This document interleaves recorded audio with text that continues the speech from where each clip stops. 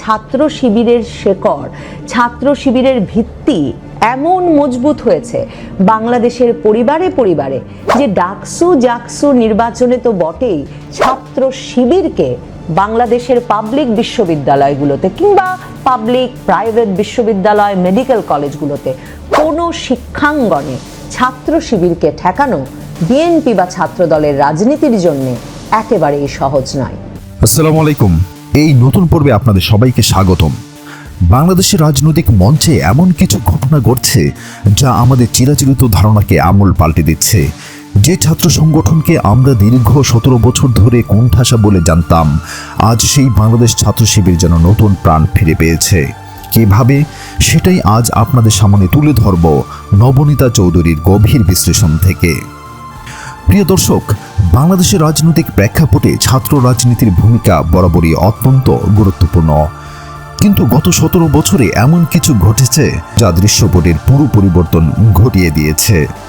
সাংবাদিক ও বিশ্লেষক নবনীতা চৌধুরী তার এক বিস্ফোরক মন্তব্যে বলেছেন, বাংলাদেশের পরিবারে পরিবারে ছাত্র শিবিরের ভিত্তি এতটাই মজবুত হয়েছে যে ডাকসু জাকসু নির্বাচনে তো বটেই, তরুণদের কোনো নির্বাচনই তাদের ভিত নাড়িয়ে দেওয়া অসম্ভব।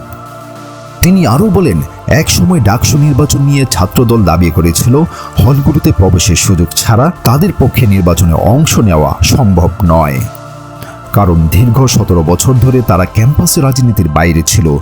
কিন্তু নবনীতা চৌধুরী বলেছেন, এই সময়ে পাবলিক বিশ্ববিদ্যালয়ের হলগুলোতে প্রকৃত অর্থে সংগঠিত ও সক্রিয় একমাত্র রাজনৈতিক শক্তি ছিল বাংলাদেশ ইসলামী ছাত্র শিবির। আর সে কারণেই ডাকসু নির্বাচনে তাদের বিজয় কেউ ছিনিয়ে নিতে পারবে না। নবনীতা চৌধুরী আরও বলেন, ছাত্রলীগের পতনের পর ছাত্রদল ভেবেছিল তারা হলে ঢুকতে পারবে এবং তাদের জায়গা দখল করবে, কিন্তু কি বিস্ময়, শেখ হাসিনা সরকারের পতনের পর তারা দেখলেন সারা বাংলাদেশের পাবলিক হলগুলোতে প্রকাশ্যে কমিটি ঘোষণা করে ছাত্র শিবিরের নেতৃত্ব বেরিয়ে এসেছে। এমনকি ঢাকা বিশ্ববিদ্যালয়ে বাংলাদেশ ছাত্র সংস্থার সুবিস্তৃত নেটওয়ার্ক দেখা গেল। নবনীতা চৌধুরী আরও বলেন, ছাত্র শিবির এমন একটি সামাজিক আন্দোলনে পরিণত হয়েছে যা কেবল বিশ্ববিদ্যালয়ের মধ্যে সীমাবদ্ধ নয়, এটি প্রাইভেট বিশ্ববিদ্যালয়, স্কুল এবং মাদ্রাসা পর্যন্ত বিস্তৃত। ছাত্র শিবির প্রত্যন্ত গ্রামের নিরক্ষর বাবা মায়ের সন্তানদের জন্য একজন করে দায়িত্বশীল নিযুক্ত করে। এই দায়িত্বশীলরা নিশ্চিত করেন সেই ছাত্রছাত্রী যেন ভালো করে পড়াশোনা করে পাবলিক পরীক্ষায় ভালো ফলাফল করে এবং শেষ পর্যন্ত একটি ভালো পাবলিক বিশ্ববিদ্যালয়ে সুযোগ পায়। এটি শুধুমাত্র রাজনীতির বিষয় নয়, বরং এটি একটি সামাজিক আন্দোলন। যেই আন্দোলন শুরু হয় মসজিদে নিয়মিত নামাজ পড়ার আমন্ত্রণ জানিয়ে এবং ধর্মীয় মজলিসের আয়োজন করে। বাবা মায়েরা এই রাজনীতির উপর ভরসা করেছেন, কারণ এটি তাদের সন্তানদের জন্য মাদ্রাসা শিক্ষার পরেও সর্বোচ্চ শিক্ষা এবং চাকরির একটি পথ তৈরি করে দিচ্ছে। আর এই সামাজিক আন্দোলনের কারণেই মেঘমল্লার বসুর শিবিরকে রাজাকার এবং 71 ট্যাগের স্লোগান কোনো কাজে আসছে না।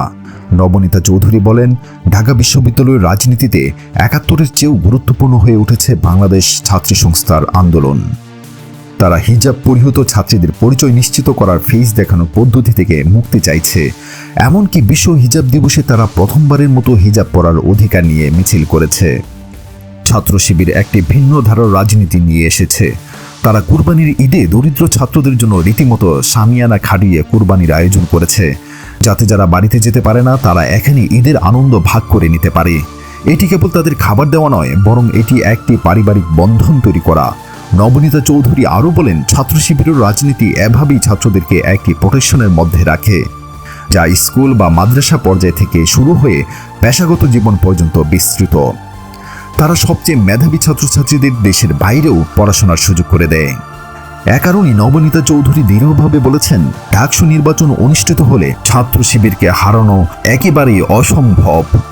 আর এই কারণেই ছাত্রদল এবং বিএনপি চাইবে যে কোনো উপায়ে ডাকসু জাকসু নির্বাচন ঠেকিয়ে দিতে, কারণ ছাত্র সংসদ নির্বাচন ঠেকানো তাদের জন্য যত সহজ, বাংলাদেশের কোনো শিক্ষাঙ্গনে ছাত্র শিবিরকে ঠেকানো ততটা সহজ নয়।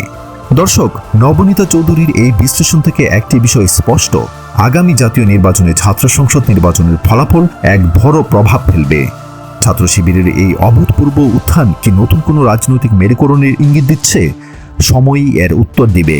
আমাদের এই ভিডিওটি ভালো লেগে থাকলে অবশ্যই লাইক, কমেন্ট ও শেয়ার করবেন। আর এমন আরও বিশ্লেষণধর্মী ভিডিও পেতে আমাদের চ্যানেল দৃষ্টিকোণ সাবস্ক্রাইব করে পাশে থাকা বেল আইকনটি ক্লিক করুন। আগামী পর্বে আবার কথা হবে ইনশাল্লাহ। আল্লাহ হাফেজ।